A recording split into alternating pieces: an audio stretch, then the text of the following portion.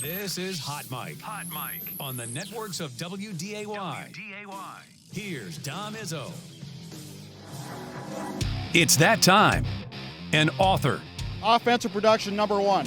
Number 2. Forgot. Golfer. It'd be like going on a 3-person best shot, and we were saying, Kolpack, you got to make a 25-footer every time. You wouldn't putt first. I'd have Tim putt first. And one heck of a TV personality.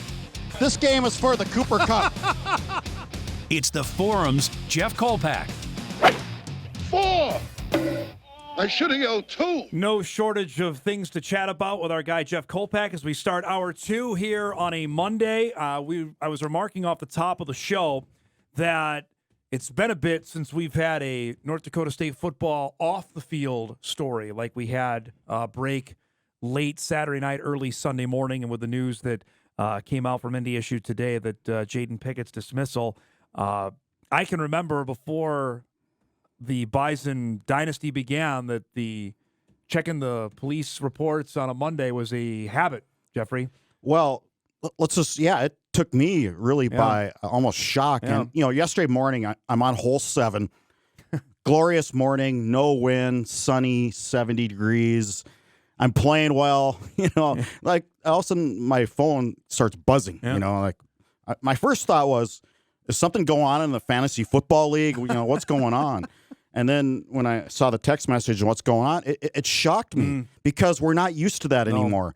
No. It's just so rare. And we think the last time of a notable player was a backup wide receiver in 2018. A couple players in 2017, I think, probably failed drug tests or something. But it's just so rare now. And you said, yes, going back to 2009. And that was a time, and Tim Paulsek was part of this staff, that when Craig Bull said, we got to change things. Things got to change in how we recruit. And what I mean by that is don't take the coach's word because they'll say, oh, he's a great kid. He's a great kid. They all want their guy to go Division I. So you can't really take the coach's word per se all the time. But what Craig started and telling his assistants to do is, okay, go start asking questions. Yeah. Go ask the building superintendent. Go ask the secretary. How is this guy? Is he caused problems? Go ask the attendance secretary. Is there a problem here? Ask people who don't have a dog in the fight when it comes to recruiting. And that's what they did, and it changed overnight. No doubt. And I was with you in 2009. I'd get to work on Monday morning and go, okay, let's go through this. Right. That's when you could get the arrest sheet and go, and you almost like, okay, well, who's next? Who's next? Yep. Who's next? It really was for a while there. That's why. And Craig had enough, and he changed it, and look what happened. Yep.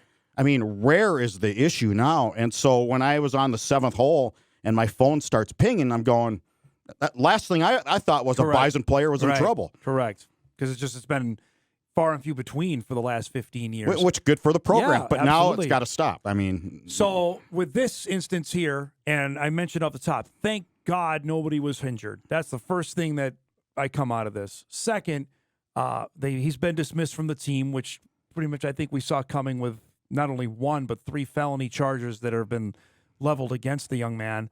I know for a fact, and I said this, that Jaden Pickett was asked to get here early to get out of the situation that was around his home life in Milwaukee, and it's disappointing that, and I don't know if tragic's not the right word. It's beyond disappointing that this is transpired for the guy, that there's a lot of hope that he could potentially turn things around up there. Now he's got to turn things around, and football at NDSU will not be part of it, obviously. No.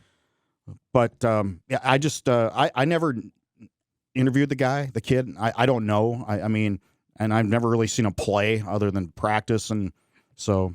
But the team's got to move on. That's for sure. The question that will come up is it reasonable to think that was he not by himself? The house party, that's something that I'm sure Fargo Police is looking into, and we don't know as of now, but that would be the next, at least for me, that was my next question. Okay, was there other members of the team that were there? We don't know. I'm not going to speculate on that, but we don't know that answer. Or maybe if they were, they probably said, oh, this is not a good situation. Let's leave. Yeah. So that's something that the head football coach now has to deal with, that at least the previous couple have not had to deal with. And to this extent, certainly not. Yeah, not a felony like this. You're right. And And I don't know when the last felony. I mean, there could have been a player we don't know about who got booted.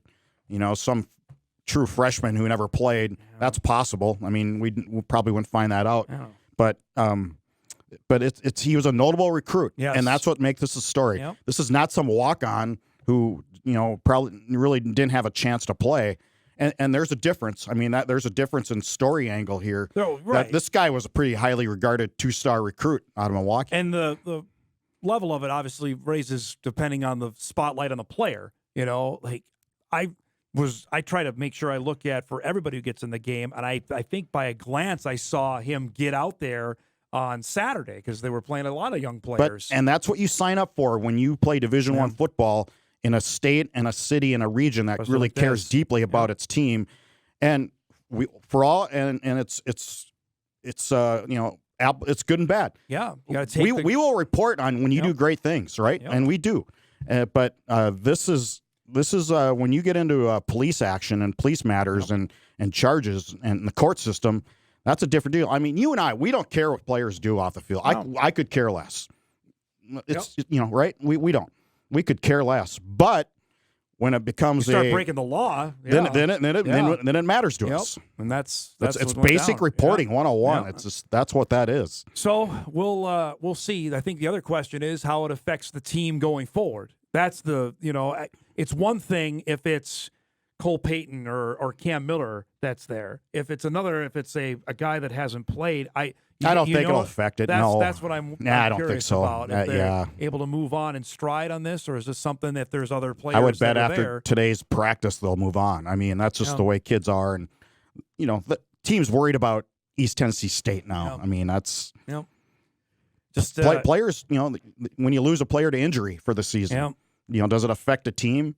They get by it usually. Just something we have not been accustomed to talking about or asking about. That's something that we're going to certainly have to do tomorrow when Polisek holds his weekly press conference. It's at 1:30 tomorrow. Again, a reminder, they're on Tuesdays this year, not Mondays. There's no easy segue or transition to the football game, but the Bison won handily over Tennessee State on Saturday.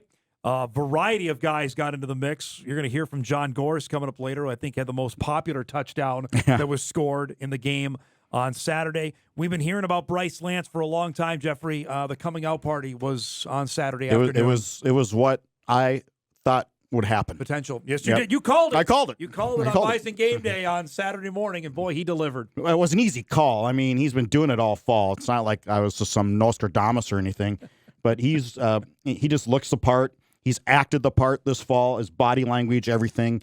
And it was just a matter of time for this to happen in a game, especially against an opponent like this who was overmatched in the secondary. That was a hell of a catch there. My goodness. I mean, to catch it and then have the wherewithal to just get your feet down as quick as he did was really something. Again, the angle on this, that's tough. You can't see his feet on there. That one before it, you can.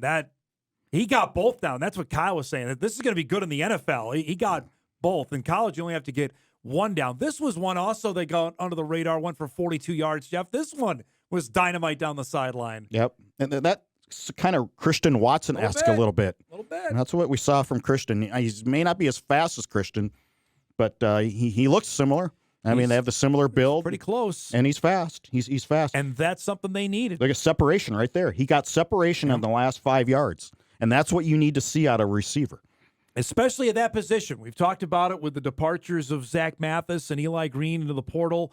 That they needed this. They needed him to do this. And he was highly touted. And obviously all know about his brother. And I thought he was excited, I think, after the game. Yep, I finally had a chance to show what I can do. And that's what we saw on Saturday. He was part of the post-game press conference. And I wonder if John Gores ever thought he'd be part of a Bison post-game press conference. He's up there in front of the media answering questions. I wonder if that was just a pipe dream, a dream.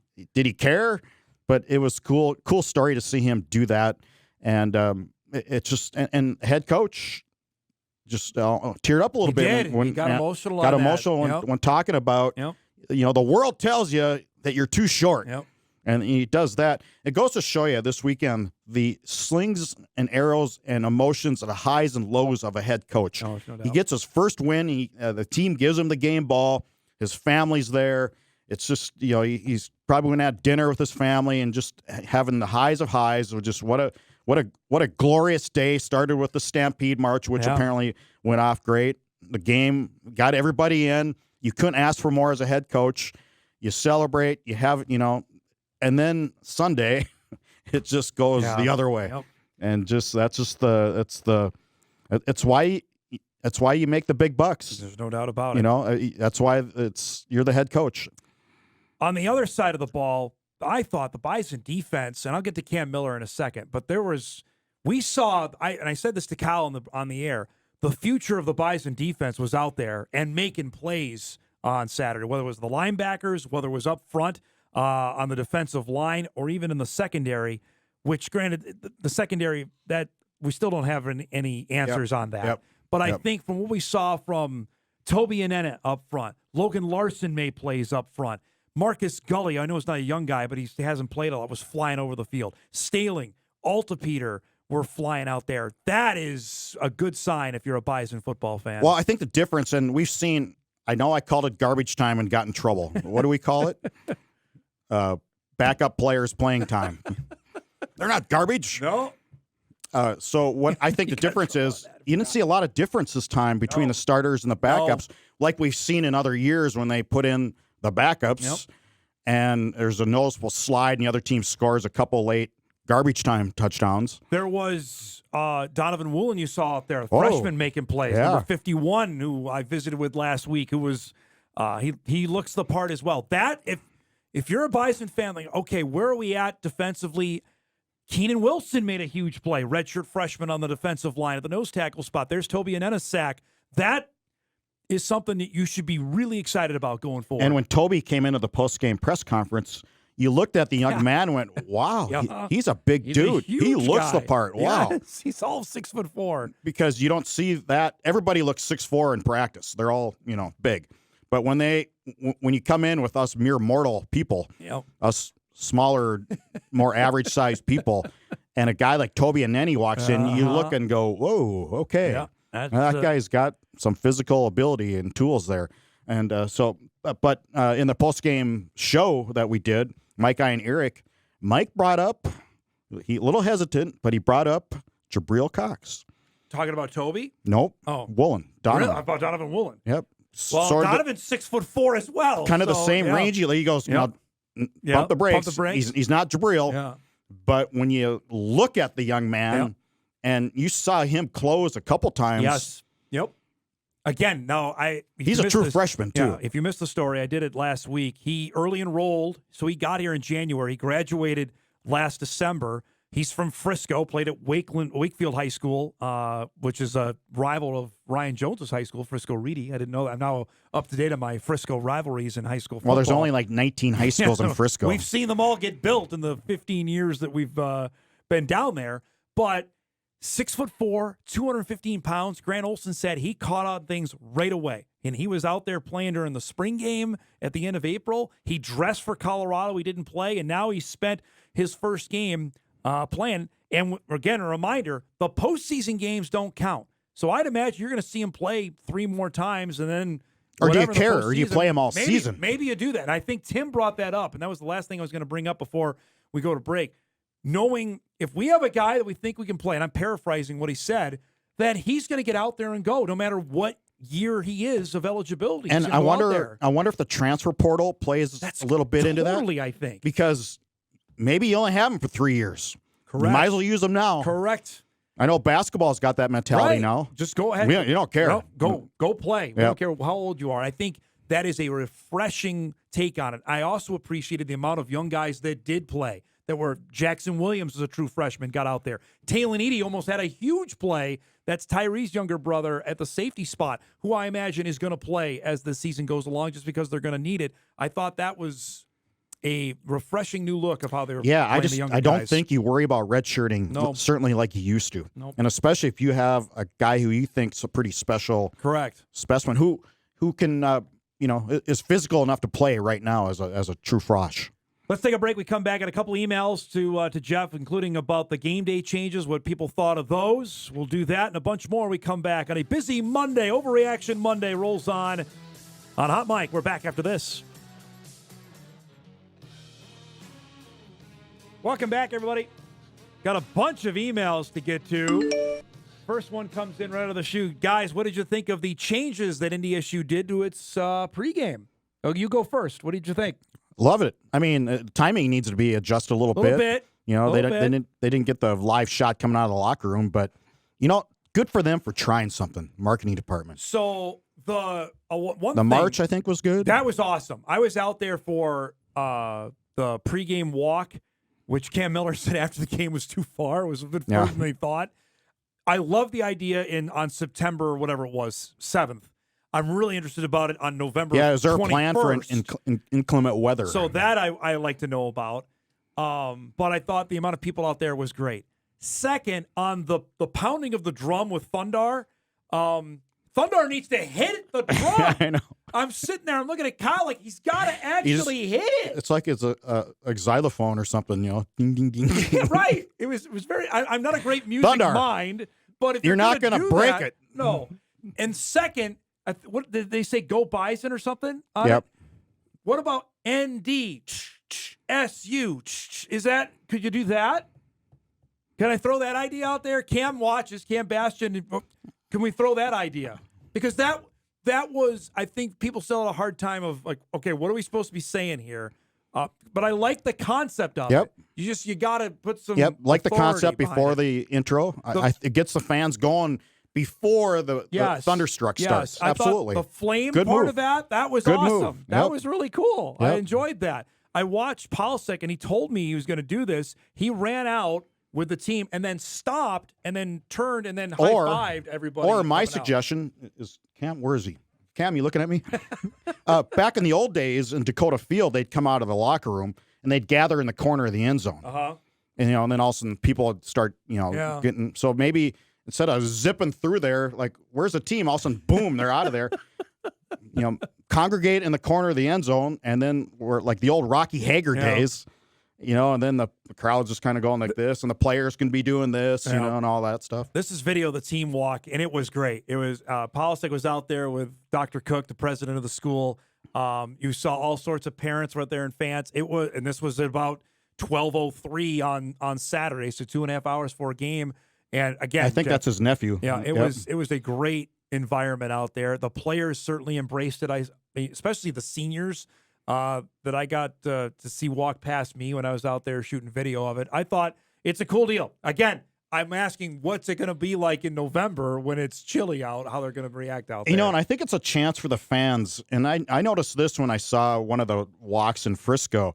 I think it was the Illinois State year, and because I couldn't get through the press, I had to wait for the team to go through. And couldn't get into the stadium. Yeah. And I was standing next to these Illinois State fans. I go, God, they're big. Holy cow. Maybe it's Jacksonville State. Holy cow, they're big. I think it's a chance for the fans to no go, doubt. Wow, these guys really are big. I think there's no doubt about that. Another email comes in. Dom and Jeff, week 2 observation. Cam is on another level. How hasn't Bryce played prior? He's fantastic. Bison will be fine at wide receiver even after Green left to Iowa State. Marcus Gully will be hard to remove from the field. Marty Brown will be the best running back by the end of the year. I haven't talked about Marty yet. Keenan Wilson is going to be something at defensive tackle. Just my thoughts from week 2. Bryce Lance, he's gotten better for one. He wasn't this good 2 years ago, and he was behind guys. I mean, you're behind some pretty good receivers. 2 years ago, I'll just go to that, 2022, when they couldn't get the ball from me to you. Mathis was out there. Green was still he was barely playing at the end of that season. He didn't emerge yet. Braylon's out there. Raja still was there, but I think that's fair criticism, personally. Okay. They knew what Bryce Lance was. Why, if he wasn't catching the ball, if he wasn't hanging on to it, that could have been. They couldn't throw. They literally could not move the ball. They had 10 guys in the box when they played Incarnate Word and SDSU at the end of that season. How about Marcus Gully? That's an intriguing spot because Kopp basically rested in the game. Kubitz did not play because of the leg laceration he got against Colorado. I saw out there was Gully, Altapeter, and Staling. Benson got out there for a bit. But that is a athletic and again, we talked about trio. we talked about this at the beginning of the segment here, that you just got a better sense of these guys are better players as backups than in previous backups were in previous years.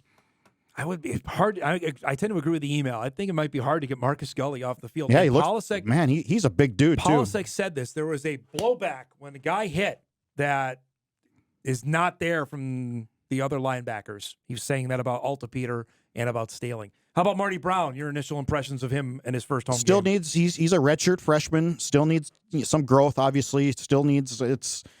He hasn't played in 2 years since high school. Still needs. They're still looking for that guy to break a tackle. That didn't happen. Not at the running back Nope. spot. No, they had it at other positions. Bryce Lance. And Tim pointed that out in the postgame press conference. He said that's what this team. That's what you need to do. Right. You need to make a guy miss here and there. Individually, as I look at it, Marty carried it 13 times for 42 yards. Yeah, that's and had 1 touchdown. The leading rusher was the Nathan Hayes we showed earlier, the 1 51-yard run. 1 carry, and he's had. the team's leading rusher. Now, again, it was a blowout, so not a lot of carries were to be had by 2 or 3 guys. But he got 13 carries. I think you're moving in the right direction. I think if you're going to have, and Polasek wants to have one back, that's the amount. You got to get 15 I think to 20. they're trying to give him every opportunity to be that guy. That was obvious. Cole Payton was lined up at 3 separate spots. He started the game at running back. He got the first carry of the game, which they smelled that one coming from a mile away, apparently. He caught a pass, and he also lined up at tight end. That's what we heard about all slot summer. receiver too. That's what we heard all summer long. I like it. I like it. Got to keep rolling with it. Because I asked Cam Miller about what was it? Was it surreal to throw a pass to Cole Payton? He said, "I loved it. He's our best athlete. We've got to have him out there in other ways." So, and Cole had a mixed day as well. He threw a pick, not a great one, and then threw a touchdown to Makai Collins. Well, it answered. I think I tried to ask this question last week, but not very well. But do you show your cards now with Cole Payton? Yeah. And get it on film, or do you wait for the element of surprise? And I would say use them as much as you can right now. Make teams prepare. And so he used to tell us, you got to get it on tape. Element of surprise just doesn't really work much, and it does it really? Well, for teams, they know when number 9's on the field, they figure he's going to run the ball. That's the intriguing part. If you've got him split out or a tight end, so it is no surprise. At least that's I would think, the general. But now, when you use him at different spots right. and he's on the field a lot more, then I just think it's a little more natural to get him the ball. We're going to get more in it for those wondering. On East Tennessee State, we'll have more on that coming up in the league. That's who the Bison are heading to, Johnson City, Tennessee. How many people remember the playoff game? We were sitting. There wasn't a ton of people there. I can tell you that. Remember I remember. We were talking off air. Go, name one thing that happened in that game. I know Hunter Lipke scored a touchdown in that game. Beyond that, I think we were outside doing Bison game day, I remember. And Is that we had Amy Olsen on the show? It might have been. Yeah. It was really cold. I know we were outside for that one. That might be the most thing memorable we have of it. It's the start of a home and home. Is they'll go there. I don't believe, I'm double checking this, they've ever played a game in the state of Tennessee. This is a new state that they have not played in. Probably. Because I looked this up because they played, Carson Newman is from Tennessee. They came here. They played East Tennessee State. Now they play Tennessee State. Austin P came here. I don't believe they've had any trips to the Volunteer State. I'm advocating a game at Maine because Maine's the only lower 48 I haven't been to. Is that right? Yeah. I'm checking off a new state. I've never been to Tennessee. So this is my first time in Tennessee. Other observations we met with Sam Herder before you came on. We talked about Eastern Washington's collapse. UND got a big win over Montana. South Dakota State had a win. Anything that caught your eye this weekend? Bubba Schweiger right now is the early favorite for Coach of the Year, in my opinion, with all they lost and all the upheaval that went on with the quarterbacks, the offensive line, lost some key players on defense. Wow, that's a pretty solid coaching job right there after 2 games. They have Idaho State, San Diego, and Murray the next 3 weeks. They should be 4-1 when they come to Fargo. And in the Bison, theoretically, should be 4-1 as well when that matchup happens. That's going to be a humdinger, is what I like to see. That'll be all right. A slobber knocker. Right? That'll be all right coming up on October 5th. Appreciate the time as always. We got our Bison media blog coming up later, video blog to get you ready for East Tennessee State. So you look for that later. And, of course, Tim Polisek's press conference tomorrow at 1:30. Great stuff this weekend. Good to see you, Dom. See you in a little bit. Jeff Kolpack joining us each and every Monday at 10 a.m. We come back. Jeff teased it. You'll hear from Johnny Gores about his standout performance from this past weekend. A couple other things we want to hit to from this past weekend as Hot Mike on Overreaction Monday rolls on. We're back after this.